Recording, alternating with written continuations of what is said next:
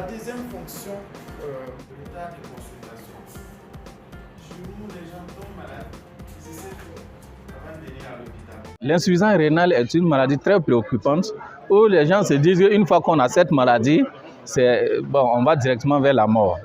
Et la prise en charge est vraiment compliquée.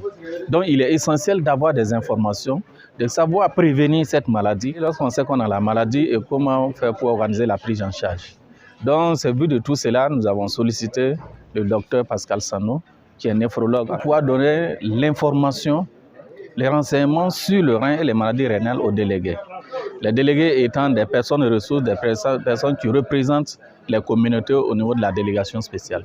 À travers cette communication, nous avons eu beaucoup d'informations sur les reins, le fonctionnement du rein et les maladies rénales. Et à l'issue de ça, on s'est dit qu'il est bien de prévenir surtout la maladie. Et pour prévenir la maladie, il faut diagnostiquer. Voilà, il faut faire un dépistage. Et nous allons ensemble avec les délégués prévoir une activité de dépistage des maladies liées au rein. La consommation abusive des médicaments traditionnels peut avoir des conséquences pour l'insuffisance rénale. L'insuffisance rénale est une maladie aujourd'hui qui ravage beaucoup la population. Et il faut que la population ait l'information depuis la base, la vraie information, les pratiques pour prévenir cette maladie. C'est dans la communication que j'ai su que quelqu'un peut naître avec un seul rein. C'est dans la communication que j'ai su que quelqu'un peut être malade d'insuffisance rénale 3-4 ans sans qu'il le sache, sans les symptômes. Et je ferai des communications avec l'entourage afin que chacun puisse prévenir cette maladie et ceux qui ont la maladie, quelles sont les voies à suivre.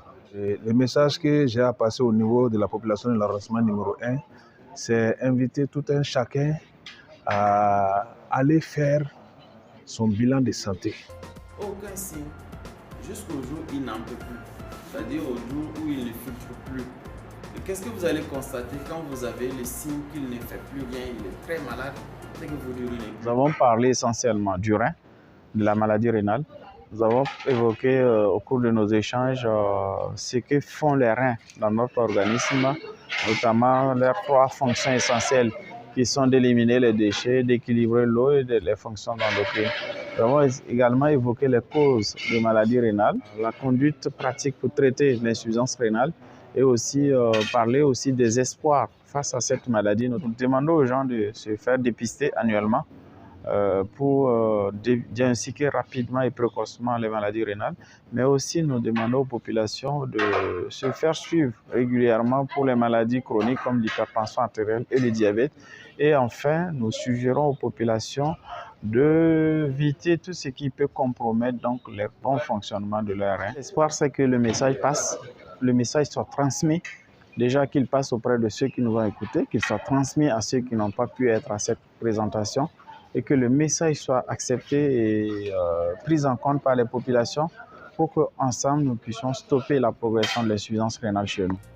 Le meilleur traitement possible, l'insuffisance rénale, c'est la prévention. Le problème de la dengue, quand elle tuait beaucoup de gens, malheureusement, chez nous, c'était pas la gravité de la maladie, parce que c'est une maladie qui est connue. C'est notre attitude